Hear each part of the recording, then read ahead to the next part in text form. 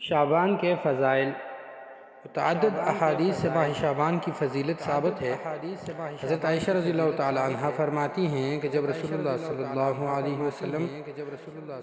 جس قدر اہتمام شعبان کے چاند دیکھنے کا فرماتے اس قدر دوسرے مہینوں کا نہیں فرماتے تھے، اور آپ صلی اللہ علیہ وسلم اس مہینے میں کثرت سے روزے رکھتے تھے۔ حضرت اسامہ بن زید رضی اللہ تعالی عنہ سے روایت ہے کہ میں نے رسول اللہ صلی اللہ علیہ وسلم سے عرض کیا، میں نے آپ کو جس قدر کثرت سے اس مہینہ میں روزے رکھتے دیکھا اتنا کسی اور مہینہ میں نہیں دیکھا۔ آپ صلی اللہ علیہ وسلم نے فرمایا، رجب اور رمضان کے درمیان ایک عظمت والا مہینہ ہے جس سے لوگ غافل ہیں، اور اس مہینہ میں لوگوں کے اعمال اللہ رب العزت کے حضور پیش کیے جاتے ہیں، اور مجھے یہ بات پسند ہے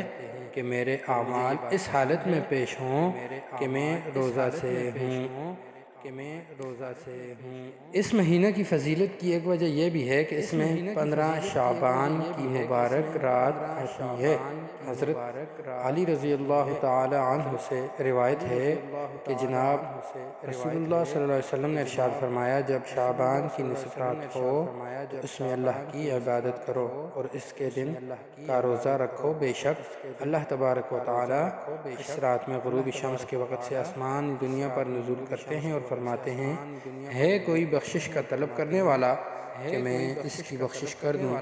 ہے کوئی رزق طلب کرنے والا کہ میں اسے روزی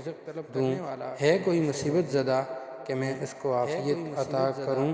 اسی طرح یہ اعلان طلوع فجر تک ہوتا ہے۔ نیز جب رجب کا مہینہ شروع ہوتا تو جناب رسول اللہ صلی اللہ علیہ وسلم یہ دعا فرمایا کرتے تھے،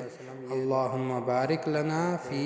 رجب و شعبان وبلغنا رمضان، اے اللہ ہمارے لیے رجب اور شعبان کے مہینہ میں برکت عطا فرما اور ہمیں خیر و عافیت سے رمضان تک پہنچا۔